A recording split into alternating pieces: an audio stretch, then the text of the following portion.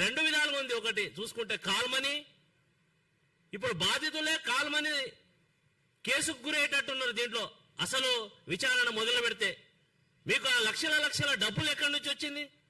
మీ పిల్లలకు ఫీజులు కట్టుకునేకే లేవు. కానీ ఒకళ్ళు 50 లక్షలట, ఒక 80 లక్షలట, ఒకటి 20 లక్షలట, ఒకటి 50 లక్షలట. ఎక్కడికి వెళ్ళి తెచ్చి ఇచ్చిండ్రు ఈ డబ్బులు? అసలు దీంట్లో వాస్తవాలు ఏంది? అసలు ఇది జరిగింది నిజమేనా అనిపిస్తుంది నాకు.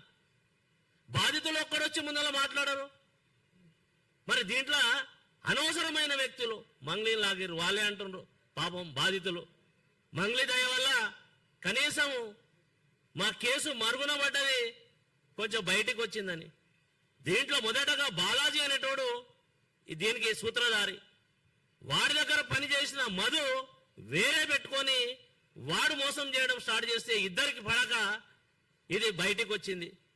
దాంట్లో హేమాకాంత్ రెడ్డి అనేటోడు కూడా, వాడు కూడా నిందితుడు. కానీ వాడు ఇప్పుడు బాధితుల్లో చేరి అంటే డబ్బులు ఎగ్గొట్టడానికి బాధితులకు నేను కూడా వీళ్ళకి డబ్బులు కట్టినని అవతారం ఎత్తిండు వాడు.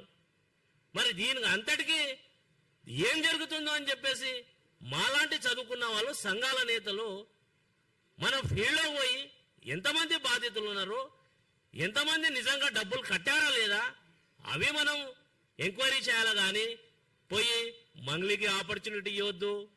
మంగ్లీ వెంబడి పడితే ఏమొస్తుందా బాబు? మంగ్లీ వెంబడి వారి పేరు తీసుకుంటే ఈ కేసు ఒక లొట్టపీస్ కేసు అయిపోతుంది. మంగ్లీ గారిని దీంట్లో ఒకవేళ మీరు ఇన్వాల్వ్ చేయాలా, మీ స్వార్థం కోసం, మీ దురుద్దేశం కోసం ఎవరో ఎంతో మంది ఇవాళ కొంతమంది ఛానల్స్, యూట్యూబ్ ఛానల్స్ పెట్టుకొని వాళ్ళకి ఇంటర్వ్యూలు ఇవ్వలేదని, అదేవిధంగా కొంతమందికి ఈవెంట్స్కి సపోర్ట్ చేయలేదని, కొంతమందికి పాటలు పాడలేదని, కొంతమందికి సినిమాలలో ఎస్సీ ఎస్టీ బీసీలకు అవకాశం ఇచ్చిందని చెప్పేసి రకరకాలుగా ఆమె ఒక నిరుపేద కుటుంబం నుంచి వచ్చి ఇవాళ పాటల ప్రపంచంలో ఆమె రాణిగా వెలుగొందుతుంది. అలాంటి మంగ్లీ మీద ఈరోజు లంబాడి కులం, చిన్న స్థాయి కులం నుంచి ఇవాళ శాసించే స్థాయికి వచ్చిందని చెప్పేసి ఇవాళ కళ్ళు మంటనా మీకు? మంగ్లీ వెనకాల ఎవరెవరున్నారు? ఇవాళ మంగ్లీని తొక్కడానికి, అణగదొక్కడానికి ఎంతమంది పనిచేస్తున్నారు? అది గ్రహించాలి కదా. లంబాడి సంఘాలు, బంజారా సంఘాలు అని చెప్పుకునే ఎవరైతే మంగ్లీకి వ్యతిరేకంగా ప్రచారం చేస్తున్నారో మీకు కనీసం బుర్ర ఉండాలి కదా. మన జాతి బిడ్డ, మన జాతి ఔన్నత్యాన్ని ఇవాళ ఖండాంతరాలు దాటించింది కదా. మన సేవాలాల్ పాటలు అయితే ఏంది, తీస్ పాటలు అయితే ఏంది, బతుకమ్మ పాటలు అయితే ఏంది, ఇవాళ భక్తి పాటలు అయితే ఏంది, ఇవాళ మంగ్లీ గారు చేస్తున్న సేవ సమాజానికి చాలా గొప్పది, విలువైనది.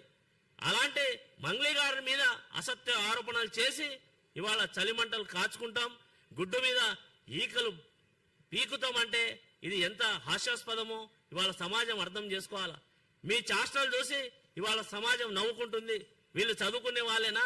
వీళ్ళు తోటి సమాజం మీద ఇవాళ సపోర్టుగా ఉండాల్సింది పోయి వీళ్ళది ఏది వెకిలి చేష్టాలు, వెర్రి చేష్టాలు అని చెప్పేసి మీడియా మిత్రులకు, అదేవిధంగా ప్రభుత్వానికి మేము ఒకటే డిమాండ్ చేస్తూ ఉన్నాం.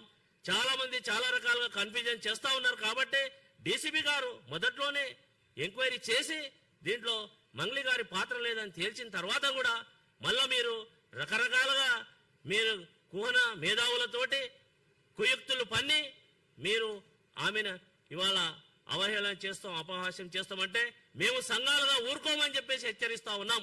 ఎవరైనా కానివ్వండి, మంగ్లీ మీద ఇంకో స్టోరీ అల్లినా, మంగ్లీ మీద అనవసర అసత్య ఆరోపణలు ఎవరు చేసినా కూడా మేము ఇక ముందు ఊరుకోమని హెచ్చరిస్తా ఉన్నాం.